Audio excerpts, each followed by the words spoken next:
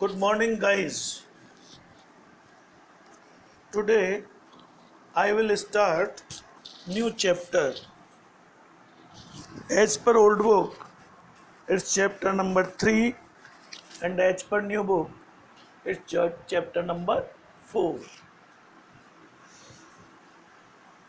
Admission of a partner. First question: why we admit a new partner? There are some reasons. So we admit a new partner. What are the reasons?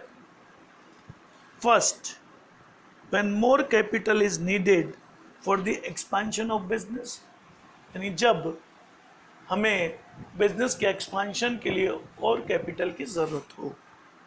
Second, when a competent and experienced person is needed for efficient running of the business.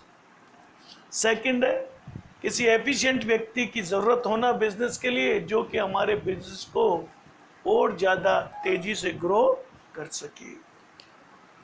Third, to increase the goodwill and reputation of business by taking a reputed and renowned person into the partnership. कई बार competition से लड़ने के लिए हम reputed person को भी हमारी firm में इंक्लूड कर लेते हैं, जिससे उसकी रेपुटेशन के कारण हमारा बिजनेस टर्नओवर बढ़ जाता है. और the last one, to encourage a capable employ by taking him into the partnership. कई बार ऐसा होता है कि कोई एम्प्लॉय जो आपके पार्टनरशिप फर्म में काम कर रहा है वो काफ़ी कैपेबल है, तो आप उसको ये ऑफ़र करते हैं कि अब आप एम्प्लॉय की जगह हमारी फर्म में पार्टनर बन जाएं, जिससे कि वो अपने फुल एफिशिएंसी से काम कर सके. तो दीज आर दी 4 रीजन्स जिनके कारण एक पार्टनरशिप फर्म नए पार्टनर को एडमिट करती है. जो ही पार्टनर एडमिट हो जाता है तो in that condition partner is one of the model of reconstitution of partnership firm, under which existing partnership agreement comes to an end and a new partner and a new one comes into existence. As per section 31 and subsection 1 of Indian Partnership Act के अनुसार जो ही आपने नया partner admit किया तो पुराना partnership deed ख़त्म हो जाएगा और उसकी जगह आपको नया पार्टनरशिप डीड बनाना होगा. जब नया पार्टनरशिप डीड बनाना होगा तो ऐसी कंडीशन में आपको बुक्स में भी कुछ एडजस्टमेंट करने होंगे. Then what are the adjustment are needed at the time of admission of new partner. नया पार्टनर आएंगे तो कौन कौन से एडजस्टमेंट आप करेंगे? First, calculation of new profit sharing ratio. सबसे पहले आप नया प्रॉफिट शेयरिंग रेशियो कैलकुलेट करेंगे, क्योंकि नया पार्टनर आने पर पुराने पार्टनरों के द्वारा अपने हिस्से में से कुछ हिस्सा उसको दे दिया जाएगा. तो the old partner sacrifice their profit sharing ratio for new partner. Second, treatment of goodwill. जब नया पार्टनर आएगा तो वो गुडविल का शेयर भी लेके आएगा कैपिटल के साथ साथ. कैपिटल तो वो लेके आएगा ही, उसके साथ साथ आपकी फर्म की जितनी भी गुडविल आज तक की है उसमें वो अपना हिस्सा लेके आएगा. और उसका ट्रीटमेंट हम कैसे करेंगे ये भी हमें देखना होगा. वैसे गुडविल का कैलकुलेशन कैसे होगा और किस तरह पार्टनर्स में बांटा जाता है ये हमने इससे पहले वाले चैप्टर में देख लिया। Third one, accounting treatment of revaluation of assets and liabilities. Third ये है जब नया पार्टनर आएगा तो वो ये चाहेगा कि जो आपने बैलेंस शीट में असेट्स और लायबिलिटीज दी है, उनकी वैल्यूएशन की है, उनकी दोबारा वैल्यूएशन की जाए। अगर रिवैल्यूएशन में प्रॉफिट होता है तो ओल्ड पार्टनर्स ले जाएं, और लॉस है तो ओल्ड पार्टनर्स उस लॉस को फुलफिल करें। Fourth, reserve and accumulated profit जो अब तक आपने बना रखे हैं, उनका ट्रीटमेंट किस तरह किया जाएगा। और लास्ट, नए पार्टनर के अकॉर्डिंग कैपिटल का एडजस्टमेंट। वैसे पिछले चैप्टर में हम लोगों ने प्रॉफिट शेयरिंग रेशियो निकालना, गुडविल का ट्रीटमेंट, असेट्स एंड लायबिलिटीज का रिवैल्यूएशन, एक्यूमुलेटेड प्रॉफिट और कैपिटल एडजस्टमेंट पढ़ लिया है। फिर भी हम लोग यहाँ दोबारा से एक बार उसका रिवीजन और कर लेंगे। नाउ सबसे पहली चीज है calculation of new profit sharing ratio. New profit sharing ratio कैसे निकालेंगे। 4-5 कंडीशंस होती हैं और हर कंडीशन में न्यू प्रॉफिट शेयरिंग रेशियो की कैलकुलेशन अलग मेथड के द्वारा होती है। तो आपको कौन से मेथड, कौन सी कंडीशन में कौन सा मेथड यूज करेंगे, उसके बारे में मैं 1 बाय 1 डिस्कस कर रहा हूँ। जो मैंने आपको नोट्स भेजे हैं उसमें इलस्ट्रेशन नंबर फर्स्ट देखिए। फर्स्ट कंडीशन है when only the ratio of the new partner is given in the question, यानी नए पार्टनर का रेशियो क्वेश्चन में दिया हुआ हो। Then in the absence of any other agreement, it is presumed that old partner will continue to share the remaining profit in the same ratio in which they were sharing before the admission of the new partner। यानी केवल आपको नए partner का ratio दे दिया और question ने कुछ भी नहीं कहा पुराने पार्टनर किस रेशियो में बांटेंगे। तो ऐसी कंडीशन में ये एज्यूम कर लिया जाएगा कि पुराने पार्टनरों का रेशियो वही होगा जो एडमिशन के पहले था। Please see the illustration number 1। A, B and C are partners in proportion of 3/6, 2/6 and 1/6 respectively, यानी 3:2:1 में वो प्रॉफिट शेयरिंग करते हैं। D was admitted in the firm as a new partner with 1/6 of share। D को 1/6 भाग के लिए वो एडमिट करते हैं। Calculate the new profit sharing ratio. इसमें सिर्फ D के लिए बताया गया, बाकी ये नहीं कहा गया कि पुराने पार्टनरों का शेयरिंग रेशियो क्या होगा। तो ऐसी कंडीशन में हम ये मान के चलेंगे कि पुराने पार्टनरों का प्रॉफिट शेयरिंग रेशियो सेम होगा जो एडमिशन के पहले था। तो how we solve this illustration. Let the total profit be 1। हम ये मानकर चलेंगे कि कुल प्रॉफिट 1 है। Share given to D, share D को हमने दे दिया 1/6। रिमेनिंग शेयर कितना बचा, तो 1 - 1/6 कर लेंगे तो ये आ जाएगा 5/6, यानी 5/6 अब हमारे पास ABC के लिए बच गया। तो अब ABC का न्यू रेशियो कैसे निकालेंगे। अब A का पुराना रेशियो था 3/6 इंटू जो रिमेनिंग 5/6 था, तो 3/6 इंटू 5/6 तो इक्वल्स टू आ जाएगा 5/12। इसी तरह B का पुराना शेयर था 2/6 और बचा हुआ शेयर इंटू 5/6 तो इसका 5/18 हो जाएगा। इसी तरह सी का पुराना शेयर 1/6 इंटू 5/6, तो इसका हो जाएगा रिमेनिंग 5/36। और डी का आपको एज इट इज 1/6 दिया हुआ है। Now what will be the new profit sharing ratio? तो ए का 5/12, बी का 5/18, सी का 5/36 और डी का 1/6। इन सब को इक्वलाइजिंग कर लेंगे 36 एलसीएम लेकर, तो it will be 15 is equal to 10 is equal to 5 is equal to 6। That is new profit sharing ratio. तो ये पहली कंडीशन है। इस पहली कंडीशन में इस तरह से प्रॉफिट शेयरिंग रेशियो निकाला जाएगा। What will be the second condition? Sometime the new partner purchase his share of profit from old partners equally. यानी नया पार्टनर पुराने पार्टनरों से अपने हिस्से का शेयर बराबर बराबर ले लेता है।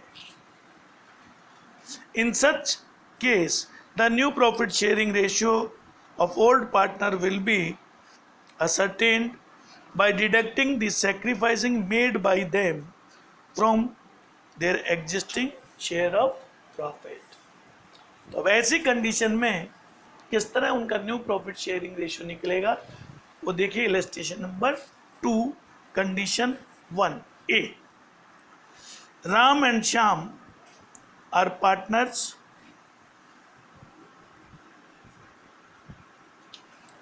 Profit sharing ratio 7/12 and 5 is equal to 5/12. They admit Gopi as a new partner for 1/6 share, which he acquire equally from Ram and Shyam. Calculate new profit sharing ratio. यानी C 1/6 भाग के लिए नया पार्टनर बना है और वो राम और श्याम से आधा आधा बराबर बराबर भाग लेगा। अब सबसे पहले इसको कैलकुलेट करने के लिए हम क्या करेंगे? Share of profit given to Gopi 1/6, 1/6 का आधा वो लेगा राम से और 1/6 का आधा वो लेगा श्याम से। तो 1/6 का आधा होगा 1/6 इंटू 1/2 इज इक्वल टू 1/12। और इसी तरह वो श्याम से भी 1/6 इंटू 1/2 यानी 1/6 का आधा, तो वो भी होगा 1/12। यानी दोनों से वो 1/12 ले लेगा और इन दोनों को जोड़ लेंगे तो इट बिकम्स 1/6। अब इसके आगे पहले तो ये फर्स्ट स्टेप ये करेंगे। देयरफॉर सेकंड स्टेप, राम का शेयर था 7/12, इसमें से उसने कितना दिया गोपी को, तो -1/12 कर देंगे तो इसका नया शेयर हो जाएगा 6/12। इसी तरह श्याम का शेयर 5/12 था, इसमें से -1/12 जो गोपी को दिया तो ये हो गया 4/12 और गोपी का शेयर 1/6। इनको अब इक्वलाइज कर लीजिए, 6/12 is to 4/12 is to 1/6।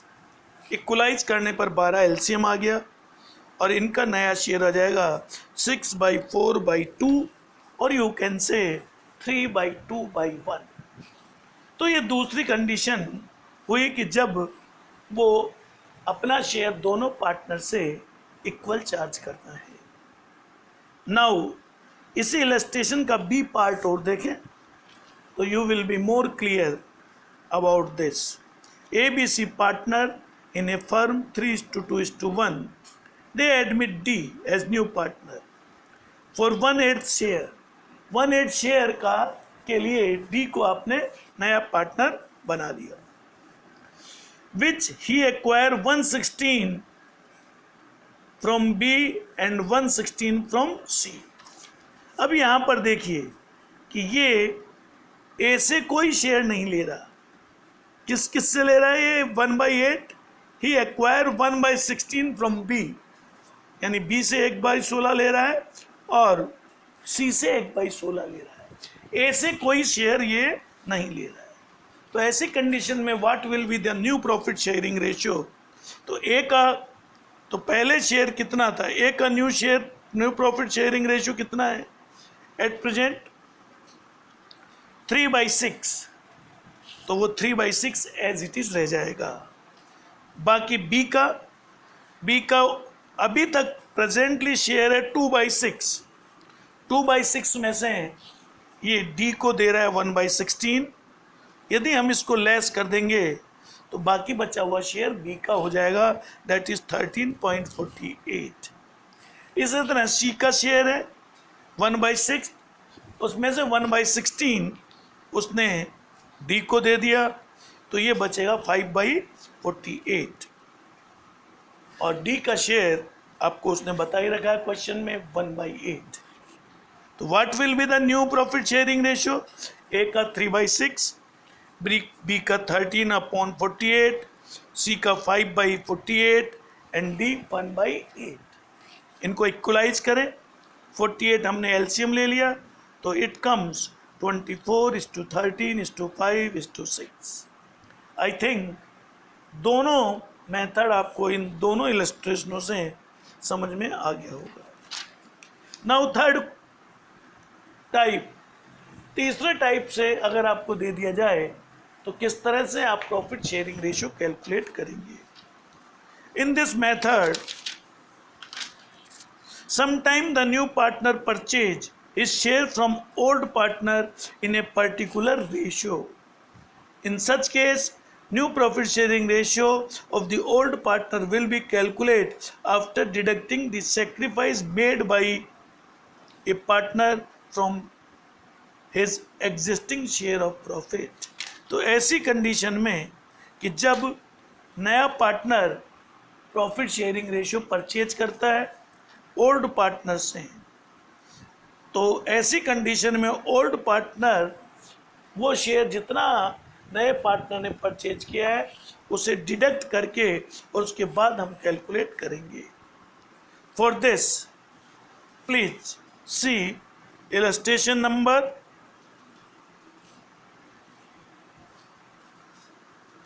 4।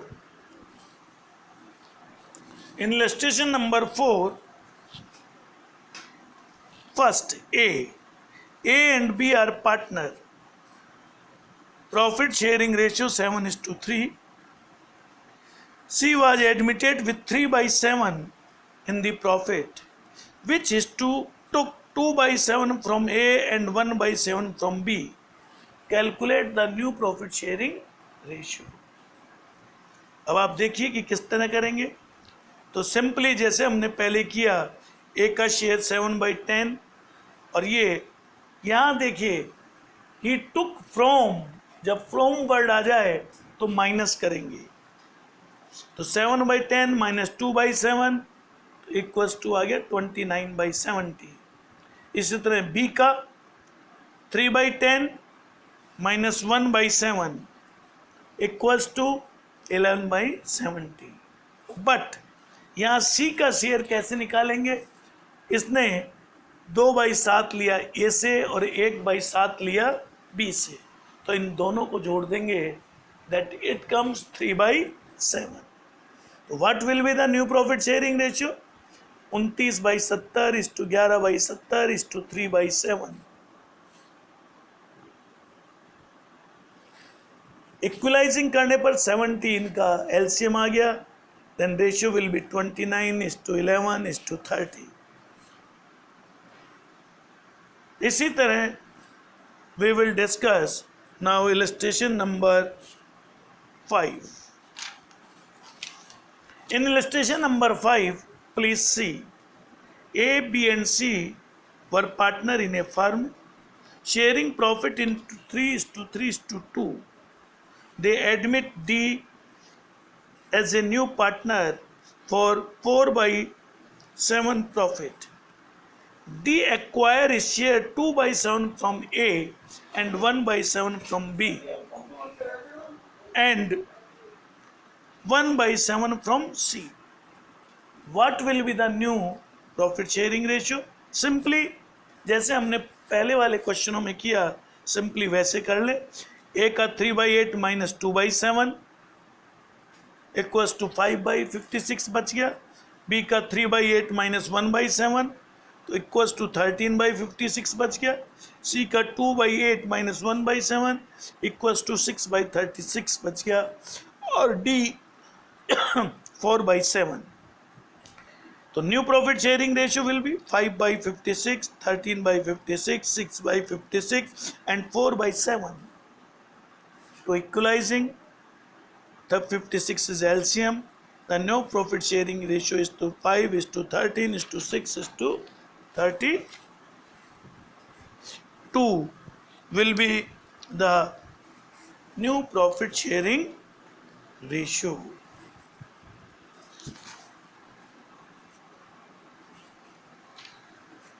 I think I will share another illustration number 6. Lucy and Jenny were partner in a firm profit sharing 4:3. They admit Ellen as a new partner of 20% share of profit. इसमें 20% दे दिया तो कोई चौंकने की बात नहीं। 100 का 20% that is equals to 1/5.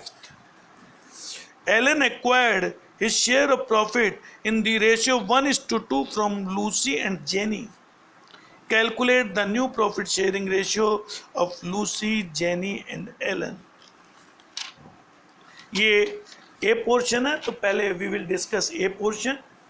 Look, Ellen is acquired 20%.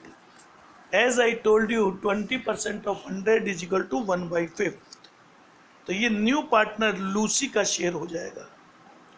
And jenny in the ratio of 1/2, jenny 1:2, sorry 1/2 नहीं, 1:2 के रेशियो में ये लूसी और जेनी से प्राप्त करेंगे।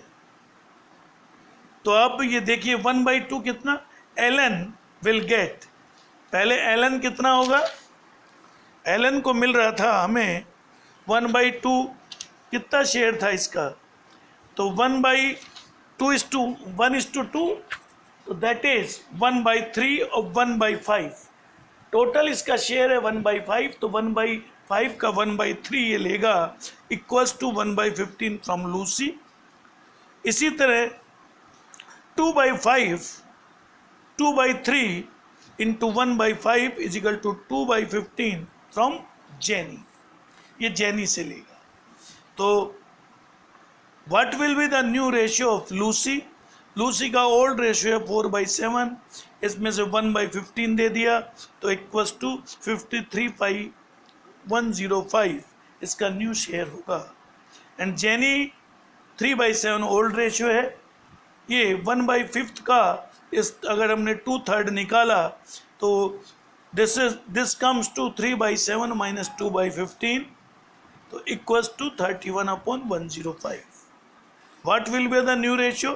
53 is to 53/105 is to 33/105 is to 1/5।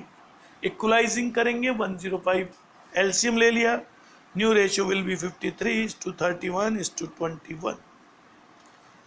B condition, B condition is A, B, C are partner sharing 3:2:2.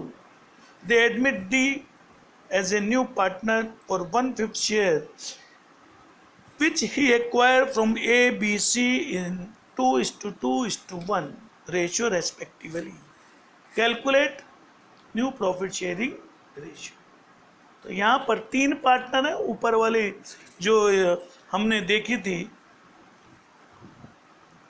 Solution उसमें 2 partner थे, तो D 1/5 ले रहा है ए बी सी से 2:2:1 में। तो D का पहले देखिए कितना कितना किससे लेगा, तो 1/5 का 2/5 इक्वल्स टू 2/25 ये ए से लेगा। D 1/5 और 2/5 का 2/25 बी से लेगा। और D 1/5 इंटू 1/5 यानी 1/25 सी से लेगा। नया प्रॉफिट शेयरिंग रेशियो, पुराना ए का शेयर है 3/7, उसमें से इसने 2/25 डी को दे दिया, तो 61/165 इसका न्यू शेयर। इस तरह बी का 2/7 minus 2/25 equals to 36/175 is new ratio of B, and C 2/7 minus 1/25 equals to 43/175, and new share is 1/5. New share will be 61/175, 36/175, 43/175, and 1/5. When we equalize this, it comes 61 is to 36 is to 43 is to 35. I think now it is clear in which condition how we will calculate the new profit sharing ratio. If you have any problem, please call me. Please remember, I will give you the homework and you have to do question number 1 to question number 7, which I will send to you. Thank you very much. Have a nice day.